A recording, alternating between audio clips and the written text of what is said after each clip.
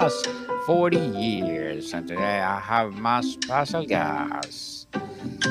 He is a debut author and the author of the book Atrophy and Asymptotes, no other than Mr. Jack McMahon. Hello, how are you? Welcome. I'm fabulous, Mr. Jack, and welcome to Book 101 Review. And can Thank you you. please introduce more about yourself? Yeah, I'm Jack McMahon, first-time author of Atrophy and Asymptotes. Uh, I started writing this book a little over a year ago. I guess I'll go into my reasoning behind it. I was having some troubles with my family, my siblings and parents. That is that portion of my family. Shortly after the death of my brother, we kind of had a worsening relationship and kind of hardened myself. I used to be a kind of forgive and forget kind of person. Then after that event, combined with like COVID times, I sort of became more and more isolated from them. And then it got me worried that that same type of thing could happen between myself and my daughter, who's now 9. So I decided to write this book intended to have her read it as an adult in case our relationship was ever so strained that she didn't want to come to me directly. So she could always have this kind of life insurance policy that's not financial. Mr. Jack, atrophy suggests slow decay. What dying American value pains you most to watch and why? Uh, for me, throughout the book, I have a lot of talk of censorship. So freedom of speech would probably be the American value that I value the most over all of the others that I see decaying. And when did you first realize the American experiment might be failing its own ideals? Was there a breaking point? Um, there was as it, for America as a whole, probably in the COVID era was a breaking point for me. Leading up to that, it was kind of small disillusionments here and there, but never like a uh, this is a real problem type event until 2020. Is collapse inevitable, or will it just a cynical decline that could still reverse? Well, although my book is the tone of it is very angry and serious because it's kind of meant to capture what my mind was like during this time because my daughter only sees me as the joyful dad playing games with her, so this is to kind of show her the serious struggles that I'm having mentally behind the character of dad that she sees. um, so sorry, I kind of forgot where I was going with that, No to be worries. honest. No worries, Mr. My Jacks. apologies. No worries at all. So, what's the most dangerous life Americans still tell or still tell themselves about their society as you write to the book? um, I think the kind of like the hardest truth that they or refuse to admit, like that. Hmm. I would say probably that they value convenience over the majority of the things that they tell themselves and that they tell others that they value. It seems to me that over the last few years, or 8 years, 10 years, any lines in the sand that we had as a society and any lines that we had in the sand personally, they kind of just got washed away, and we never stopped to think, oh, that was my line in the sand. This is the thing that I said would be my breaking point or my thing I wouldn't accept, but it's just more convenient to not do that and to just say, oh, actually, my line in the sand was just a little bit further, and then it washes away up to that line, and then that one gets crossed as well. And then they create a new line in the sand because it's convenient, and everybody has uh, things, responsibilities that they have in life, and they can't just give those up to go, start a revolution or something, just because their line in the sand was crossed.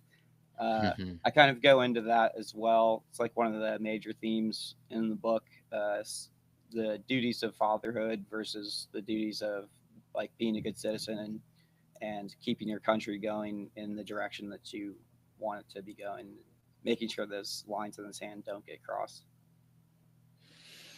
Let's talk about the authoritarianism and power, Mr. Jack. How does authoritarianism slither into your democracy? Is it through fear, apathy, or something more insidious?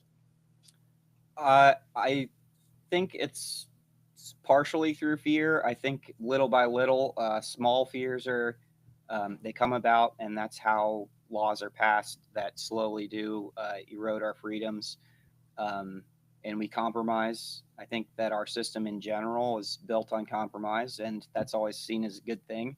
But it kind of introduces this game of 99 bottles of beer on the wall, where you accept, oh, this candidate has met like 99 of the 100 values that I might hold.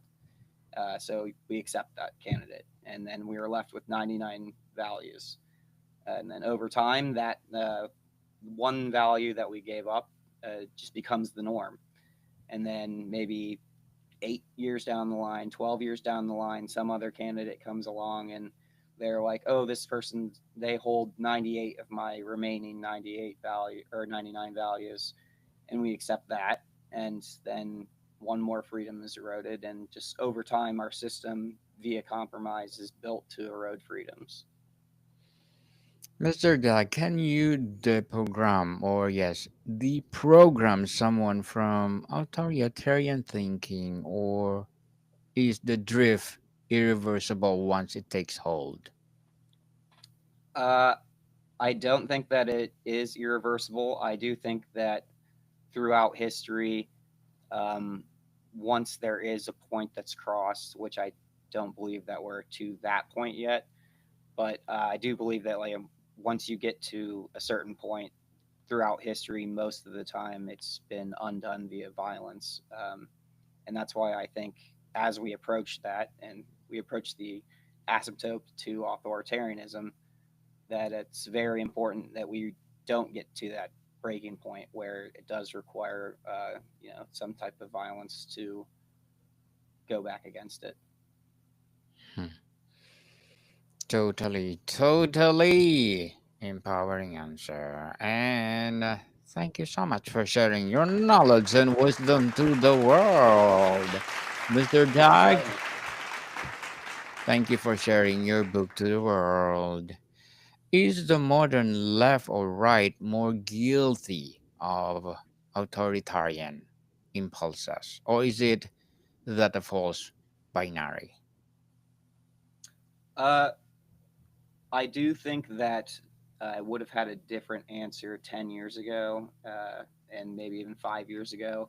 I would have probably said the left, just because not I am more right than I am left, but I'm more on the libertarian slash anarchist area where I don't like either of them.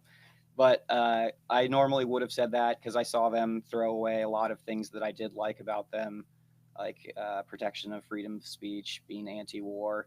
They kind of tossed those to the side. But now I'm seeing it, the right, now that they're in power, they're doing the exact same things. They've thrown away all of uh, the claiming that they were being suppressed on social media and being censored in higher education, things like that. Now they're doing the exact same thing, except rather than on racial terms and like gender ideology, they're instead kind of going with anti-Semitic labels for people that disagree with the genocides. So I don't know. Um, I think that in the last few years, in the last 2 or 3 years, it's shifted heavily more towards the right, kind of using that excuse and kind of failing to live up to their own principles. Mr. Jack, as a debut author, what are your short term and long term goals? Well, like I said initially, I really just wanted to write this as my non-financial life insurance policy for my daughter, and that was the initial goal. Obviously, it's a book that isn't just stashed in my closet somewhere. I did publish it, so if I could get out some of the messages in my book to a greater audience, if somebody can relate to the mental health struggles that I've went through as a father, trying to I kind of question myself on which duties as a father are stronger, and you know, kind of the theme of like that same theme of the duties of a father versus citizen. The duties of the citizen, if they fail, are going to be just as important to my daughter as well. So, like, I'm thinking like security versus freedom is like a basic one. Obviously, we want to protect our children, but if we're not also upholding all of the freedoms that we have, then in the long term, generationally, it's going to become harder and harder to do so. Good luck to your So, if goals, Mr. Jack, and looking forward for more success. What would be your piece of advice for those people out there who want to be an author like you? um, well, I know a lot of people have their own ways of doing it. For me, it was smoking a lot of cigarettes, and as soon as you get writer's block, I would just go smoke. I was kind of wrote most of it pacing around anywhere between 5 p.m. and 3 a.m. Um, whatever reason you're having for writing your book, try to keep that uh, as close to your life as possible. Mine was my daughter, so anytime I would kind of get stuck, I would, uh, just something as simple as going to play with my daughter would remind me of, or like anytime she was having a hard time and I'd have to like sit down and give a lesson to her, then I would go back to the book as well and kind of be like, okay, this is what I told her as a 9 year old or as an 8 year old when I started. Um, how would this kind of apply if she were an adult now? And what are similar problems to this that an adult would have rather than an 8 year old? To kind of just keep going back to your reason for writing it and um, trying to keep that present in your mind and your life as you right before you sit down to write again. Thank you for that advice, Mr. Jack. And can you please recommend a book or books that influence your journey? Um, yeah, I'm like if you if you like my type of politics, then any Michael Malice books, they're great history as well, and mixed with a little bit of comedy. And my book and also has a lot of shock value metaphors, I guess you'd call it. And um, Michael Malice was a huge inspiration to me and a bunch of stuff. And so the White Pill is the one I would recommend. Also, that book kind of has the same feel of in mine. Like mine's all about rage, but then at the end has the message that rage isn't the end goal. That's just the thing that helps you to identify what the problem is, not how you solve the problem. And the White Pill does the same thing with the Russian Revolution. Thank you for that recommended book. Mr. Jack. And before we wrap up our discussion for today, I'm inviting you to please to listen to my other podcast, people. My other podcast, because my abstract essay is already in fifth season, abstract poetry in second season, and my book 101 review in fifth season too, comedy 101 in second season, and my food 101 in fifth season as well. Geography 101 in fourth season, and my baby podcast Law 101 and Mental Health 101. Love Letters in third season, and my movie 101 review and music 101 in fourth season, and Science 101 and Sex 101 in its first season. Please listen to them wherever you listen your podcasts. So, Mr. Jack, let's talk about the authoritarian drift. A human default, or are we hardwired to trade freedom for security? I don't think that we're necessarily hardwired. I think it does come down to the individual person a lot of times. I think that we're either hardwired to go towards one or the other extreme, um, with the majority of people being hardwired or choosing that, like, their preference is security over freedom. Um, the people that, like, I think the crossover when you do hit into the I prefer freedom is um, extreme. There's not much of a middle there, in my opinion. Um, like I said, I think that convenience being like the ultimate value for humans in general uh, would mean would suggest that obviously people like security more than they like freedom. Uh, but then if you're one of the people where it just clicks and you're like, no, I don't think that's right, then you tend to go far to the extreme end, in my opinion. Definitely. And what's the most subversive act an ordinary person can commit against societal decay? Hmm. Uh, to live your own life with those values that you do hold, that are like classic values, and they don't even have to be the values that I believe in. Like, obviously, I believe in my values; otherwise, I'd have different values. But if you have some other values that are different than mine, and you have a strong opinion about them, and you have some kind of logical or moral framework behind them, then holding on to them is the important thing to do to ensure authoritarian drift does not occur. The line there need to be lines in the sand. It doesn't necessarily matter that your lines are different than mine on different subjects or different arbitrary thresholds that need to be made or be overcome before you consider it too much.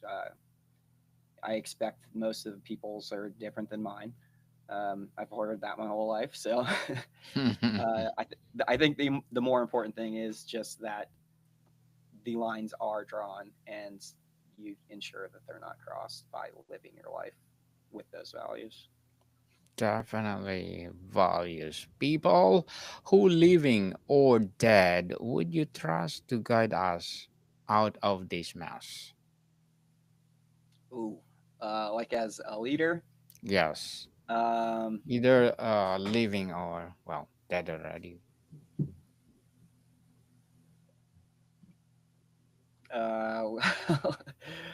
uh, I wanted Dave Smith to run for president, so I'll say Oh, Dave Smith yes. Definitely. for living. I'm For Christian, sure. so I think the or dead is an automatic answer for me. So, Mr. Jack, if you had to inscribe one warning or rallying cry on the walls of the future, what would it be? One warning or rallying cry. Yes, rallying cry on the walls of our future. Uh, at the end of my book, I talk about death being the final asymptote as we like approach death, kind of. And there's always, as long as we're alive, though, we're never actually at death. So as long as you have that, that little bit of life left, then you consider that the hope of something improving, or gaining some meaning in your life, or anything, whatever it is you're searching for. If you're not already dead, then you're still in that end of the asymptote, in that approach to infinity. So it's just kind of how I view hope in general, um, in a mathematical sense. Again, I can, I can turn the most abstract concept into some nerdy math stuff. So just never give up the infinitely small hope, even if it is infinitely small. Totally infinite hope. People, hope is always in the corner. And Mr. Jack McMahon, thank you so much for sharing your knowledge and wisdom to the world through your book.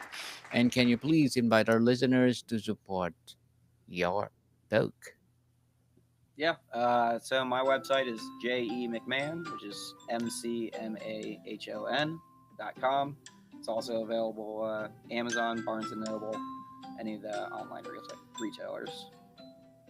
Yes, people, let's support Mr. Jack because if you support him, for sure, more and more and more empowering books like this to come. So, Mr. Jack, thank you so much for your time. Thank you. More to come, people. See you soon.